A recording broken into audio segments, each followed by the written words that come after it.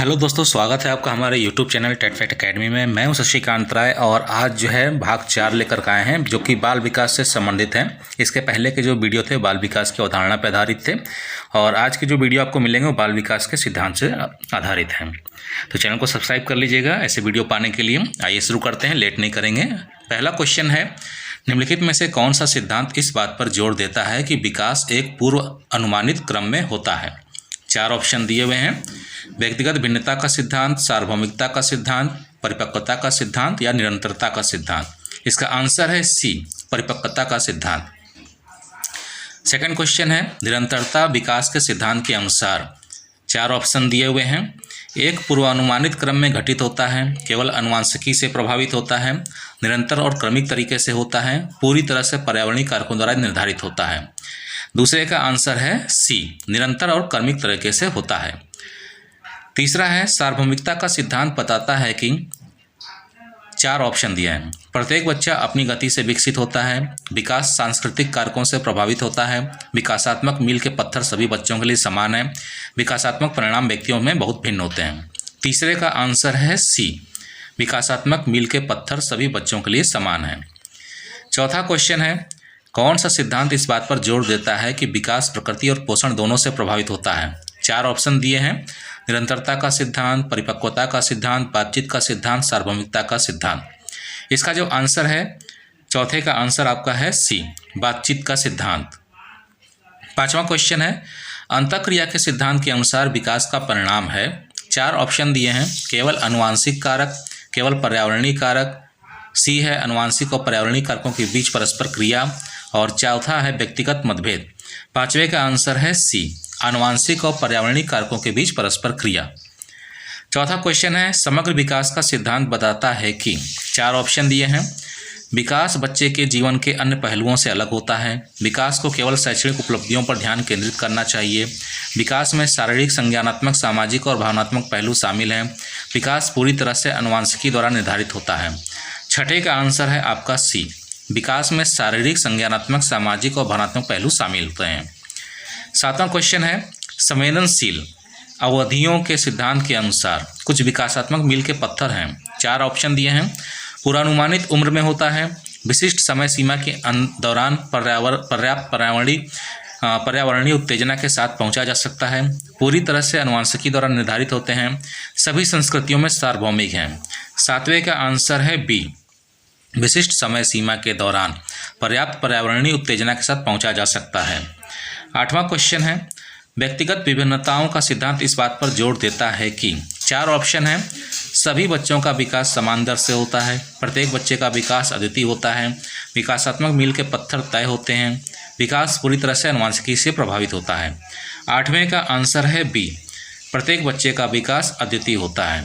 Question number 9 है, plasticity के सिद्धांत के अनुसार विकास क्या है? 4 ऑप्शन है। कठोर और स्थिर, अनुवांशिकी से अत्यधिक प्रभावित, पर्यावरणीय प्रभावों के प्रति लचीला और उत्तरदायी, पूरी तरह से सांस्कृतिक कारकों द्वारा निर्धारित। 9वें का आंसर है सी, पर्यावरणीय प्रभावों के प्रति लचीला और उत्तरदायी।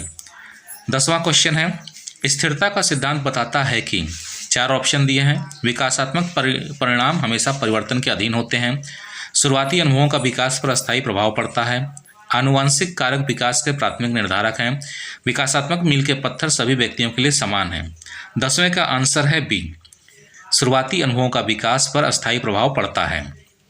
11वां क्वेश्चन है, सांस्कृतिक संदर्भ विकास के सिद्धांत के अनुसार 4 ऑप्शन दिए हैं। सांस्कृतिक प्रभावों से स्वतंत्र रूप से होता है, पूरी तरह से आनुवंशिक कारकों द्वारा निर्धारित होता है, बच्चे के पर्यावरण के सांस्कृतिक मानदंडों, मूल्यों, प्रथाओं से प्रभावित होता है, एक पूर्व निर्धारित क्रम का पालन करता है।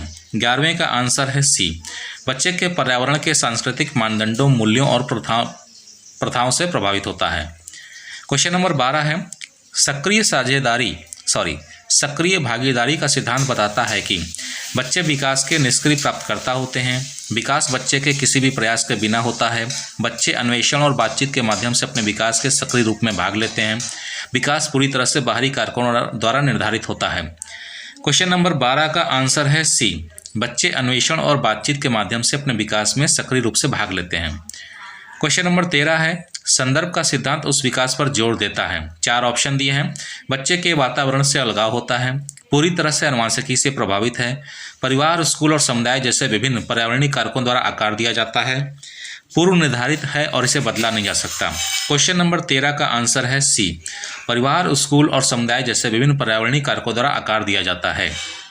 क्वेश्चन नंबर 14 है, अंतर संबंध के सिद्धांत के अनुसार विकास के विभिन्न पहलू, 4 ऑप्शन दिए हैं, एक दूसरे से स्वतंत्र रूप से घटित होते हैं, केवल आनुवंशिकी से प्रभावित होते हैं, आपस में जुड़े हुए हैं और एक दूसरे को प्रभावित करते हैं, अलग अलग रास्तों का पालन करें।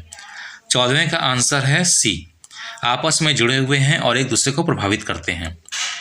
क्वेश्चन नंबर 15 है, गतिशील प्रणाली सिद्धांत का सिद्धांत बताता है कि विकास एक पूर्व निर्धारित क्रम का पालन करता है, केवल बाहरी कारकों से प्रभावित होता है, बच्चे के भीतर विभिन्न प्रणालियों के बीच जटिल बातचीत का परिणाम है, बच्चे के वातावरण से स्वतंत्र रूप से होता है।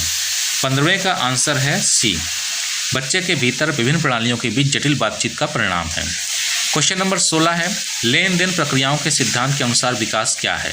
4 ऑप्शन दिए हैं, बच्चे के वातावरण से अलगाव होता है, पूरी तरह से आनुवंशिक कारकों द्वारा निर्धारित होता है, बच्चे और उनके पर्यावरण के बीच पारस्परिक बातचीत शामिल है, स्थिर और अपरिवर्तनीय है। क्वेश्चन नंबर 16 का आंसर है सी, बच्चे और उनके पर्यावरण के बीच पारस्परिक बातचीत शामिल है।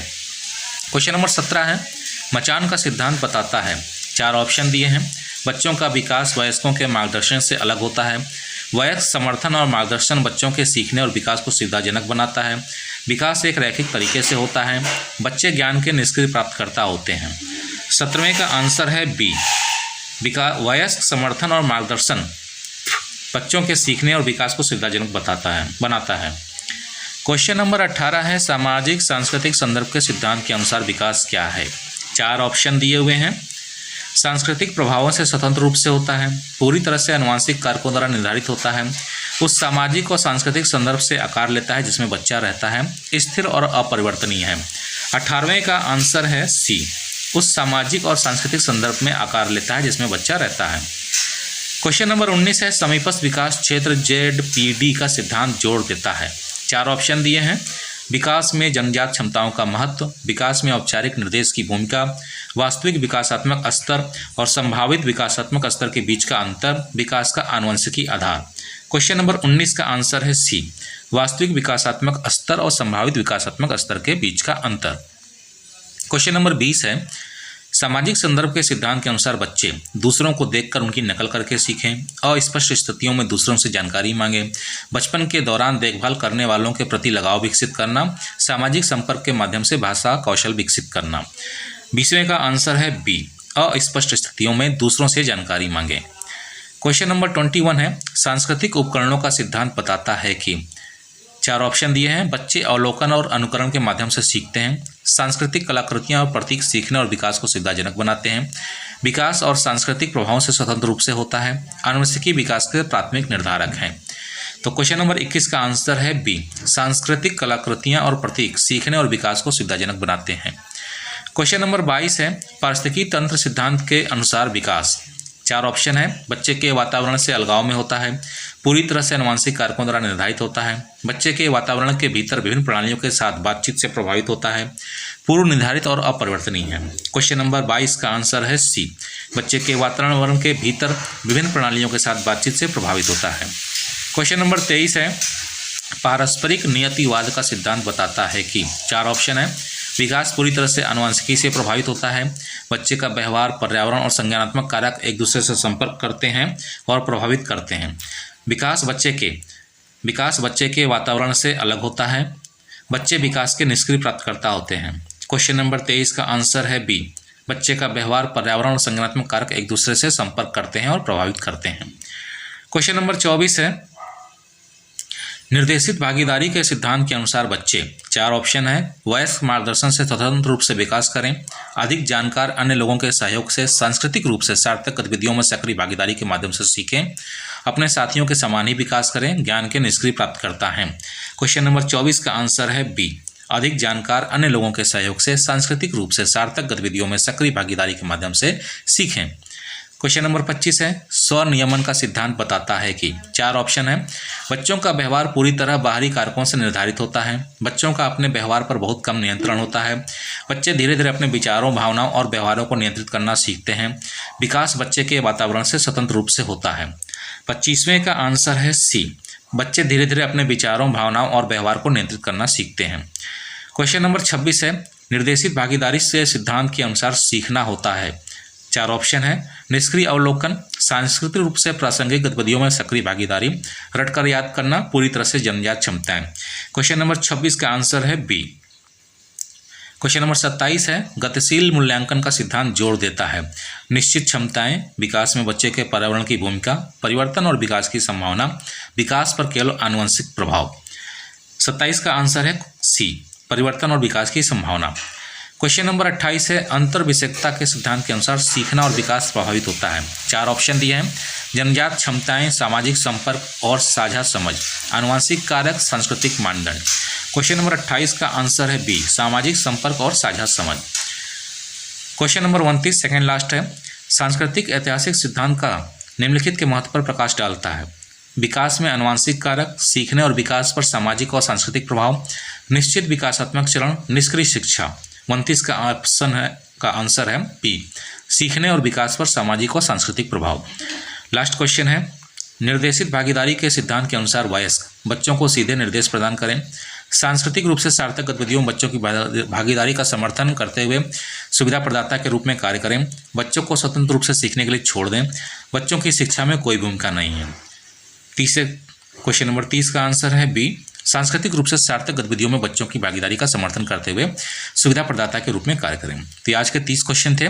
अगले क्वेश्चंस पाने के लिए चैनल को सब्सक्राइब कर लीजिएगा, वीडियो को लाइक कर लीजिएगा।